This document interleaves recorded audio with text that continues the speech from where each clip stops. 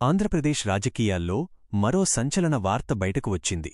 కేంద్రంలో కీలక స్థానం దక్కించుకున్న తుళ్లూరు ఎంపీ రామ్మోహన్ నాయుడు అకస్మాత్తుగా రాజీనామా చేసినట్టుగా వచ్చిన వార్తలు ఇప్పుడు పెద్ద చర్చలా మారాయి. అసలు ఎందుకు రాజీనామా చేశాడు, ఎవరిపై అసంతృప్తి ఉంది, ఇది పార్టీ లోపలి రాజకీయాల సూచన అన్న ప్రశ్నలు ఇప్పుడు భారత రాజకీయాల్లో హాట్ టాపిక్ అయ్యాయి. రామ్మోహన్ నాయుడు తాను యువనాయకుడైనా నిర్ణయాలు తీసుకునే విషయంలో చాలా సీరియస్. తన పని విధానం, ప్రజలతో కలిసిపోవడం, స్ట్రాంగ్ కమ్యూనికేషన్, ఇవి అన్నీ కలిసి తను జాతీయ స్థాయిలో కూడా మంచి గుర్తింపు తెచ్చుకున్నాడు. అలాంటి నాయకుడు ఒక్కసారిగా బాధ్యత వదలడం సహజంగానే ప్రతి ఒక్కరిలో సందేహాలకి దారితీసింది. కాని ఇంతకీ అసలు లోపల ఏం జరిగింది? కొన్ని రాజకీయ వర్గాల సమాచారం ప్రకారం ఇటీవల కేంద్ర ప్రభుత్వంలో తమ పార్టీకి వచ్చిన పదవుల పంపకం, కొన్ని నిర్ణయాలు, కొన్ని ప్రాజెక్టుల ఆమోదంలో జరిగిన ఆలస్యాలు, ఇవన్నీ రామ్మోహన్ నాయుడికి అసంతృప్తిని కలిగించాయని చెబుతున్నారు.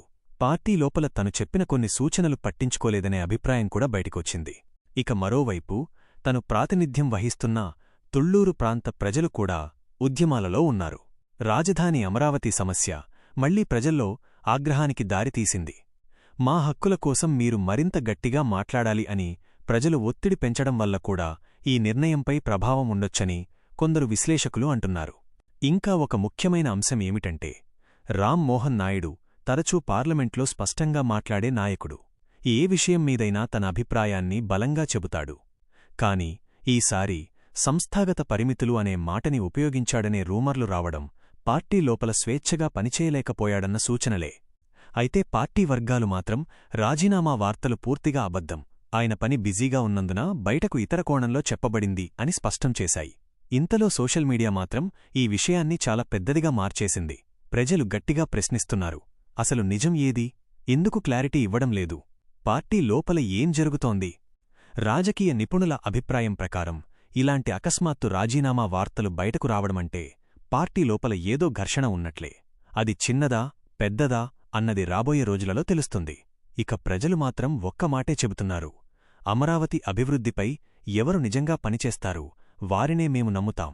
ఇప్పట్లో ఈ వివాదానికి ఏదైనా స్పష్టమైన సమాధానం వచ్చే అవకాశం ఉంది.